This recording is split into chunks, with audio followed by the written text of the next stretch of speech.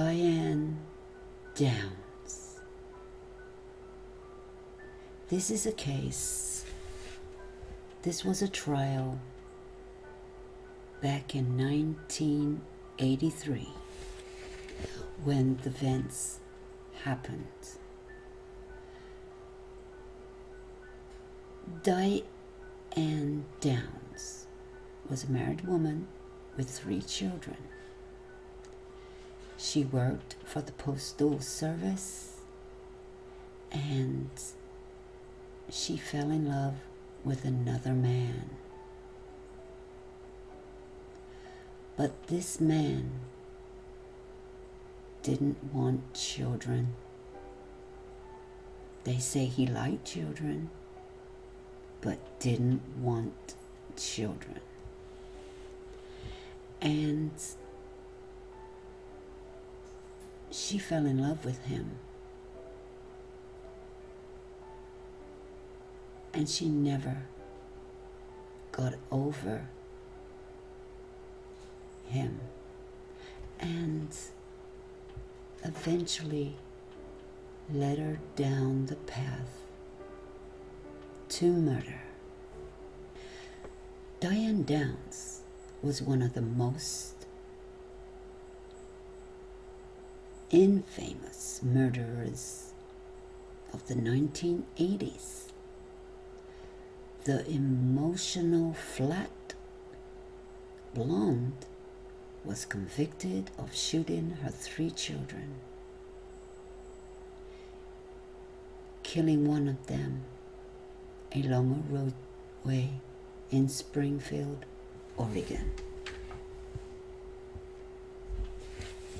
Stephen Downs, known as Danny, was 3 years old, Cheryl 7, and Christy, the oldest, was 8, were shot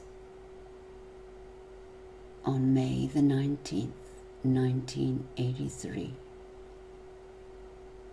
An attack, an ambush. Cheryl, who was 7 years old, died. The other 2 children survived, but they suffered terrible wounds and injuries that were to last them a lifetime. The bullets paralyzed Danny, who was only 3 at the time, and Christy, who was 8, had a stroke.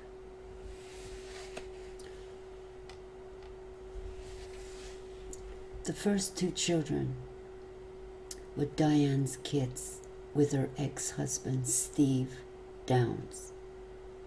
Danny was a product of an affair.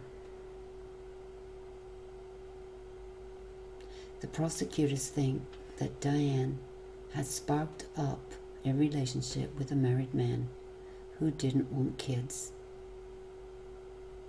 and this became the motive for murder.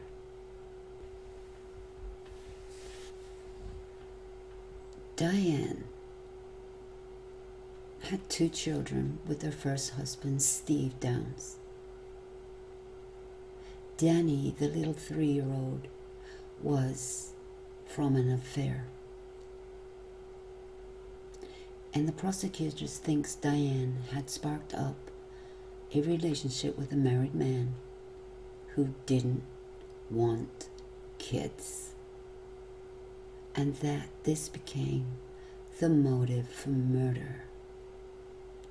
Diane also gave birth to a 4th child with yet another man. She became pregnant with that daughter, now known as Becky. During the investigation, the horrific crime which Diane committed has always denied committing.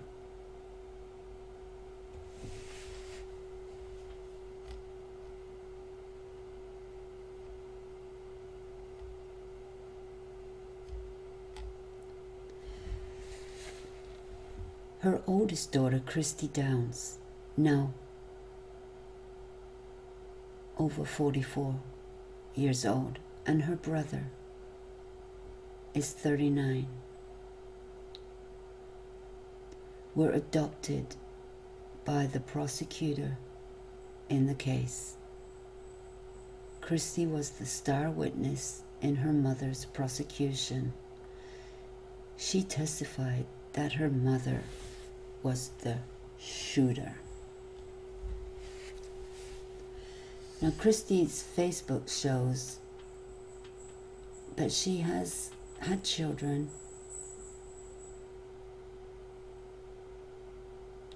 has a different married last name, and is living still in Oregon.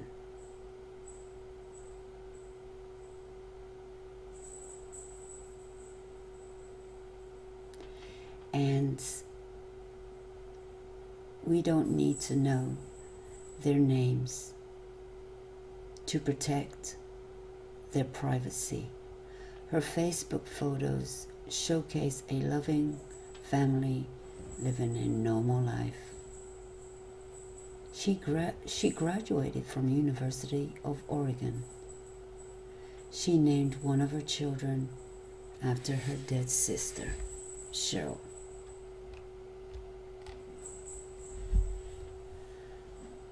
Christy and Danny had chosen to live private lives. In 1989,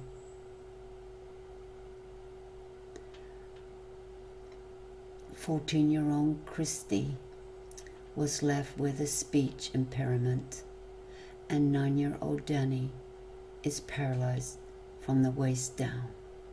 Christy and Danny, who somehow survived their gunshot wounds by a miracle, don't know how,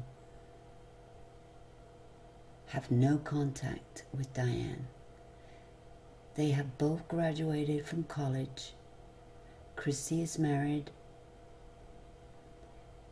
and had a baby boy in 2005. Danny, a computer whiz, is still partially paralyzed from the bullet in his back. He is living a happy, normal life. They have grown up in a very happy and loving home. The surgeon who was treating Christy says, "When I looked at Christy, I thought she was dead. Her pupils were dilated, her blood pressure was non-existent or very low, and she was white. She was not breathing. I mean, she is so close to death. It's unbelievable." Diane, the mother, emotionless, cold demeanor about the children, convinced people immediately that she was not the shooter. She stops along a roadside when she didn't need to. She stopped because a man was standing there and he wanted her car. And she says, "You gotta be freaking joking, don't you?" And he starts to shoot the children. Now, who does that? Who does that? And then she struggles with him, and a bullet goes into her arm. That's it. A bullet to her arm. And then, this is her story from the beginning, how it happened. She drove like a mad woman to the hospital. But before she drove like a mad woman to the hospital, She wrapped her arm in a towel, but she didn't attend to her kids' wounds, as she kept on repeating her child was bleeding from the mouth, and she wrapped her arm and did nothing for her children. And that was her story. The events, the story she told, is not like you add on to little bits of what happened when you remember it. Her story starts to change.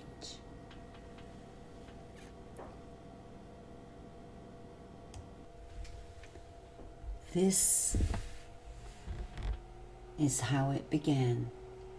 Back in 1983, Diane Downs said a stranger shot her 3 kids, but police decided she was lying.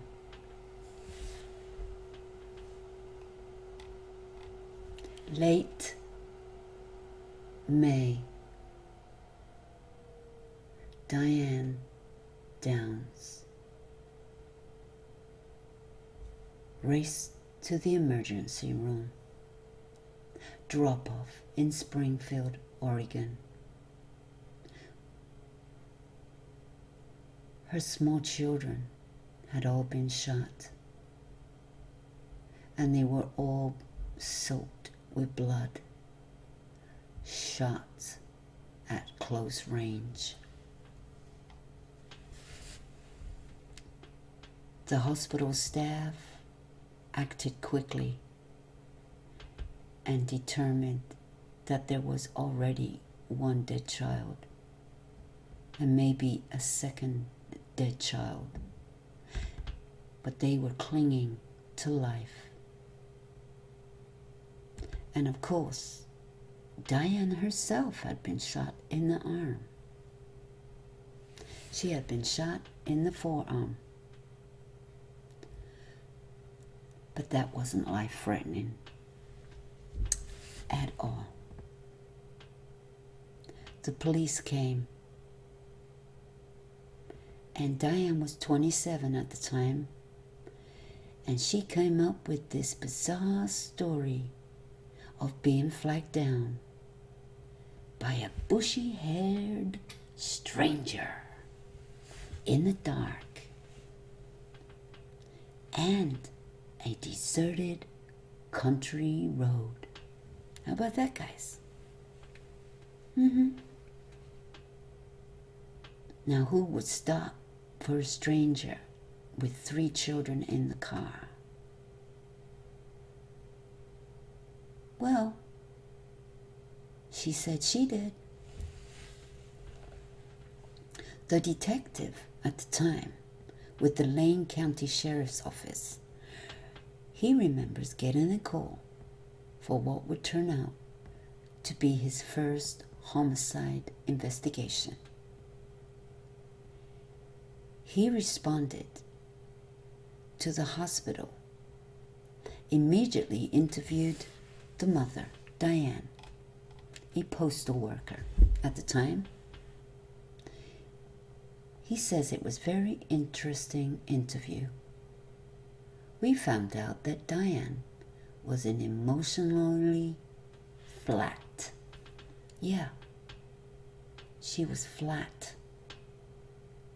She had been shot in the left forearm, and she had been out visiting a friend who had a horse up in Maricola area. She and the kids. And when it grew dark, they headed home. She took a detour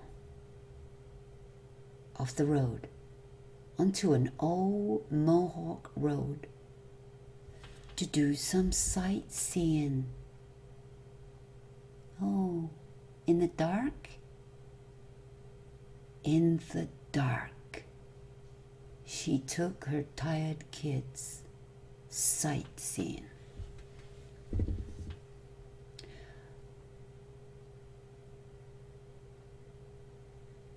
She says the kids were sleeping,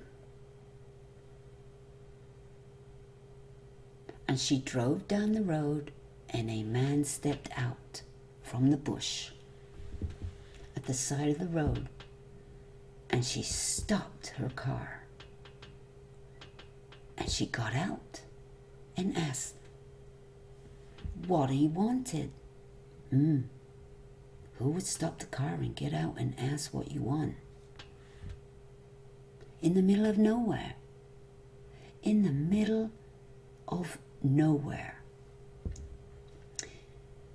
And she says, he replied, I want your car. And she said, you got to be kidding. At which time, he pushed her aside and reached in with a gun and began shooting the kids. And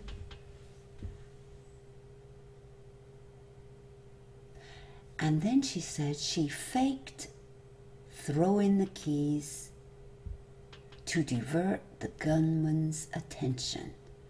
She pushed him out of the way, jumped back in her car, and raced to the hospital with her badly wounded children in the back.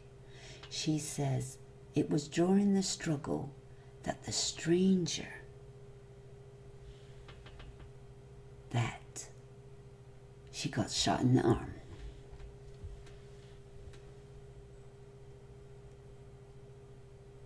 Fearing there could be a gun welding killer on the loose, police released information to the public to be on the lookout.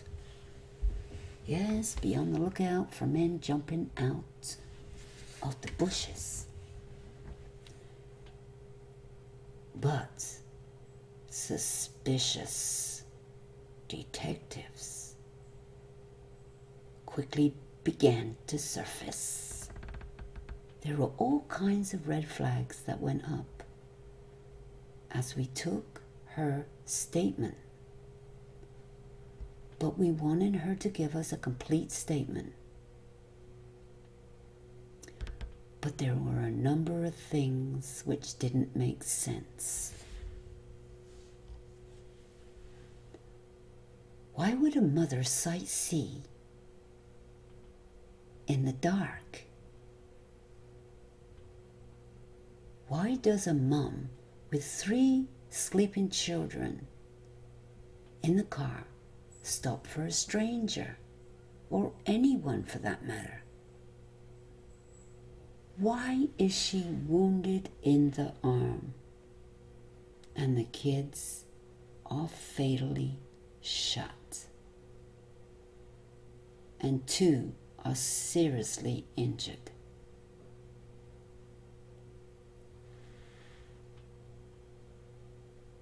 There was a lot of problems with her story, and by the end of the interview, they knew that she was telling lies. She gives a bizarre interview. Well, many interviews. After a month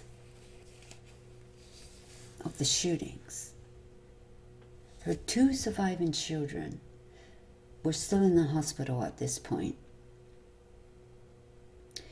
She starts giving a series of bizarre interviews with the news media.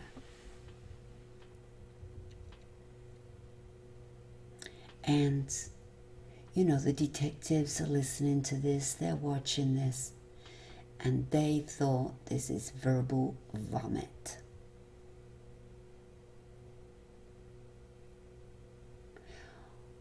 When talking about Diane, because Diane talked a lot. Maybe she thought she could read people. Maybe she thought she was going to get away with murder. In fact, she talked a lot, which was a good thing. Let her talk. Talk away. Talk away. Eventually, you talk too much. You don't even remember what you've said because you're not telling the truth. A person telling the truth will keep to the same story. They won't change it to fit the narrative. And she talked too much for her own good.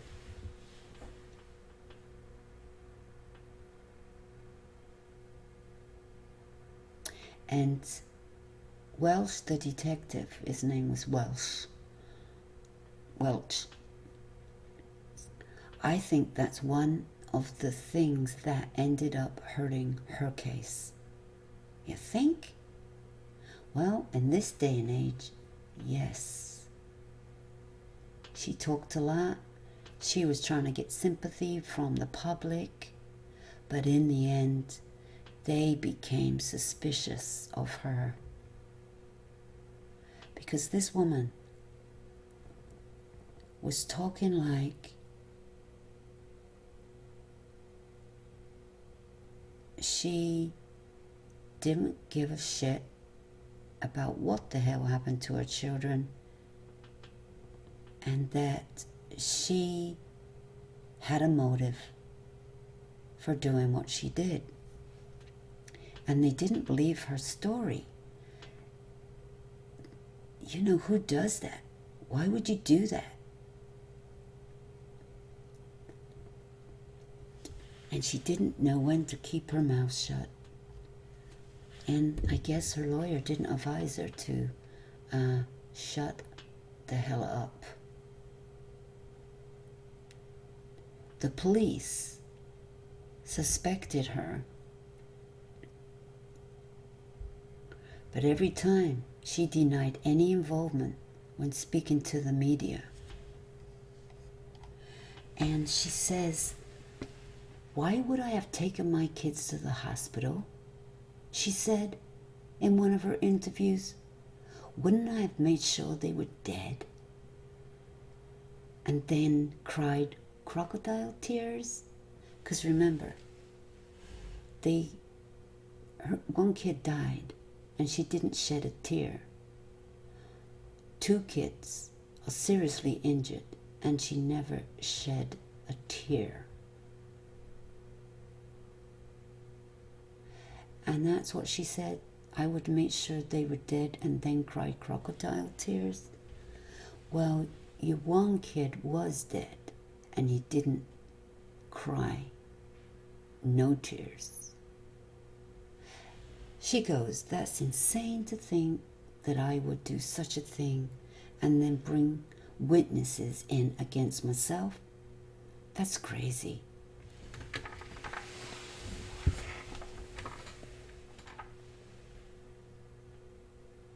A local reporter from Oregon, Eugene, Oregon, at the time, remembers Diane. She remembers her demeanor in an interview. The more she talked, and she talked a lot, frequently, the more she talked, the more things didn't make sense. Yeah, it's getting a bit confusing. Because the lies, the deception, it was if she thought that if she kept talking enough, that you would believe her. But you know, it has the opposite effect on a lot of people. Because we can't be brainwashed from that crap that comes out of some people's mouths. Now the gun was a 22 caliber with the bullet casings at the crime scene.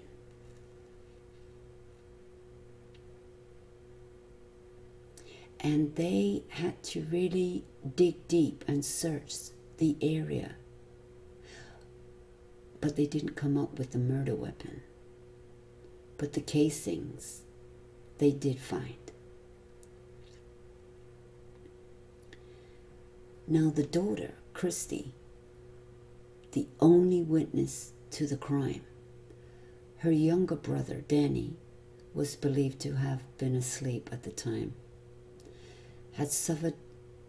Christy had suffered a stroke that impaired her speech and initially prevented her from telling police what she had seen.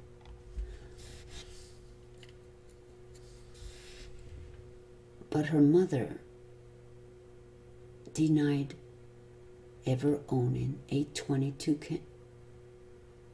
caliber gun. She denied owing one.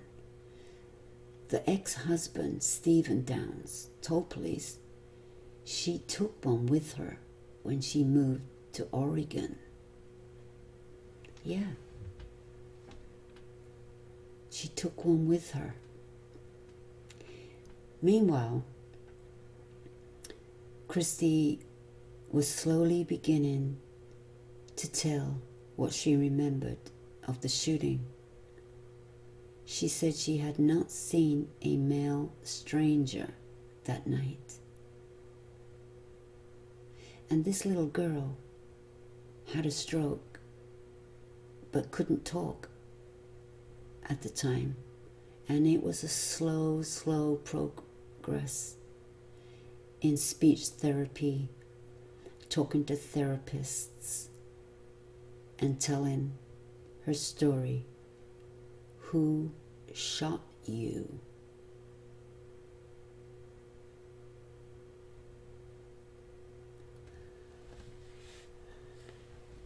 When she was able to speak, she said, "My mom shot me."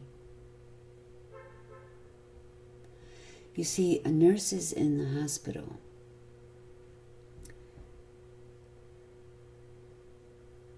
when the mother would go in and visit Christy, she was on machines to monitor her health, her blood pressure and stuff. When her mother came into the room, the machines would go crazy. This means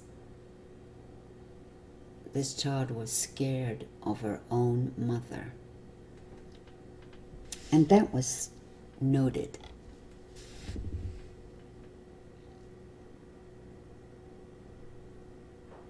And Diane Downs was free to roam and do whatever and get on national TV, you know, the media, and do interviews. And she probably even made a little money out of it. And she was going to be famous. Yeah, she was going to be famous for all the wrong reasons. But later on, as the months went on, a break in the case finally came.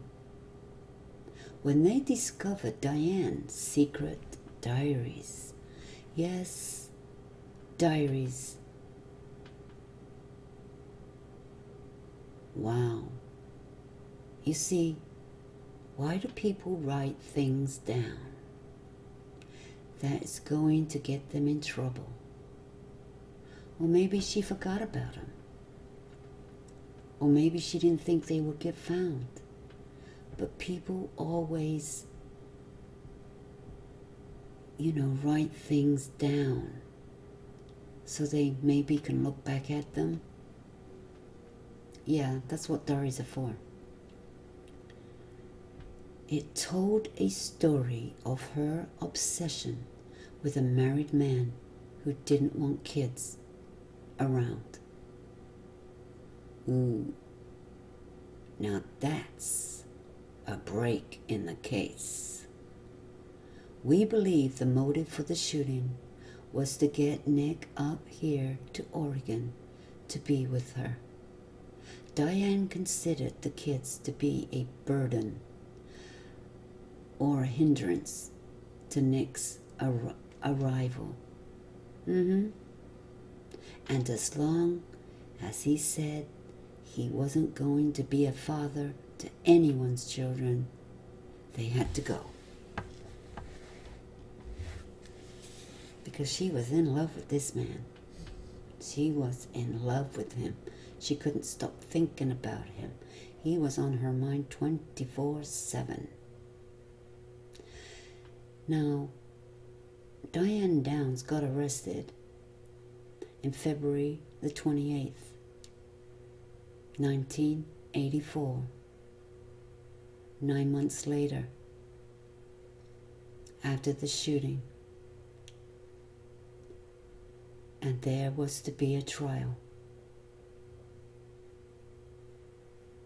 But there was going to be yet another twist.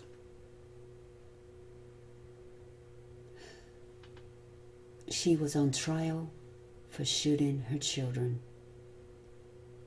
And she was pregnant. She was pregnant again. And this was no accident. In another appearance, stage media, she spoke about her pregnancy. And this is what she said. I got pregnant because I miss Christy, and I miss Danny, and I miss Cheryl so much. That's what she said. I'm never going to see Cheryl on this earth again. And I just,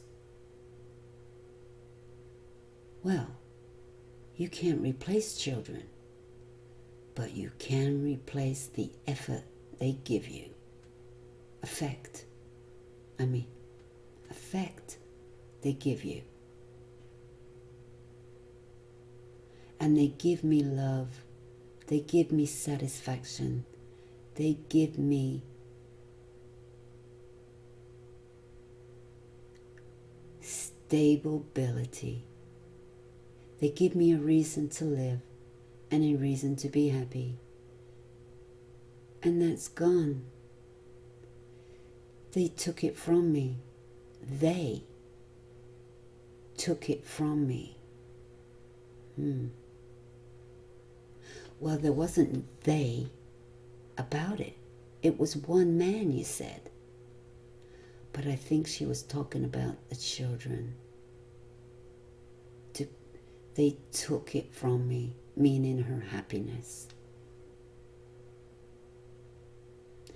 And then she says, but children are so easy to conceive. Like it's just another day. Like it's just another day. Now this woman's cold-blooded.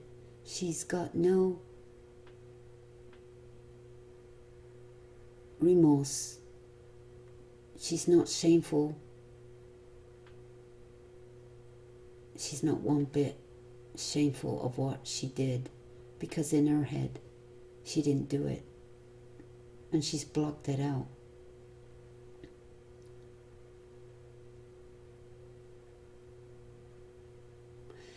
She goes on to say that she had picked someone up on her postal route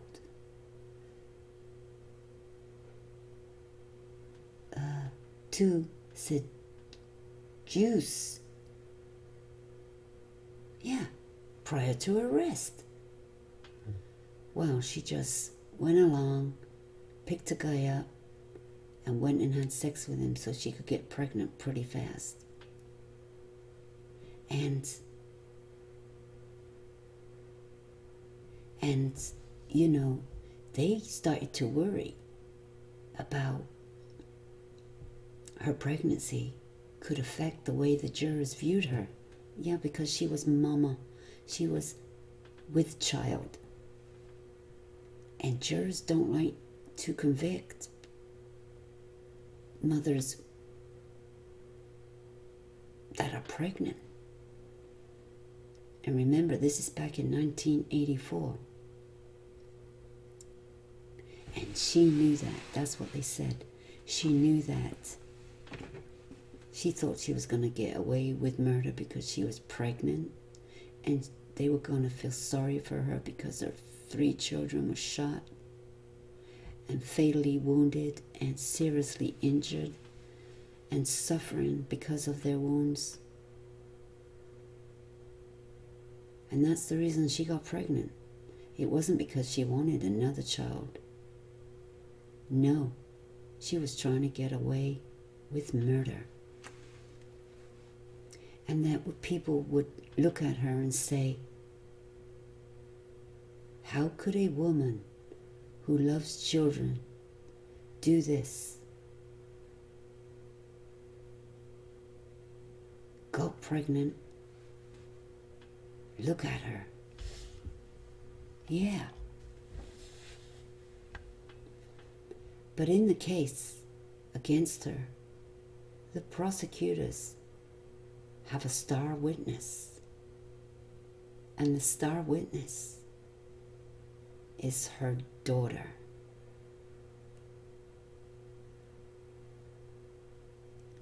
And the months of physical and mental therapy, Christy was finally able to take the stand and tell what really happened to her that horrible night in May 1983. She remembered who shot her, and she told the jury, my mom.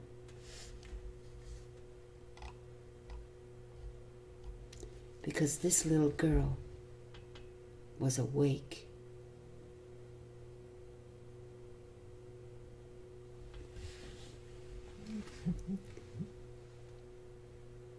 Diane Downs was found guilty in June and sentenced to life in prison plus 50 years.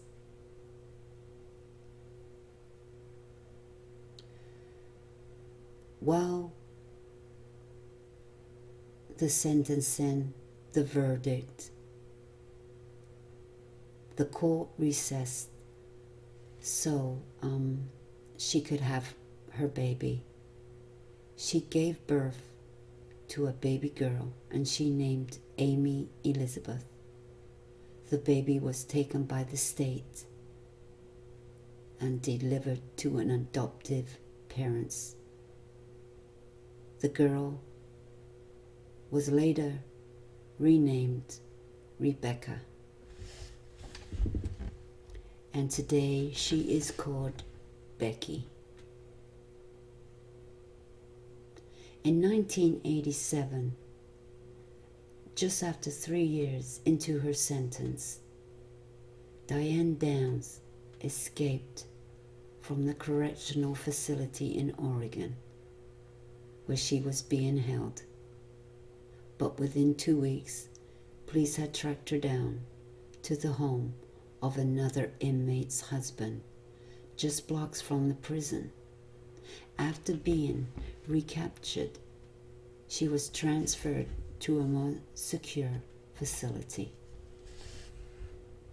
See, she had it good where she was, and that didn't make her happy. Diane remains in prison in California. She was denied parole in 2008, in 2010, She will be eligible for parole in the year 2020. And she still to this day proclaims her innocence.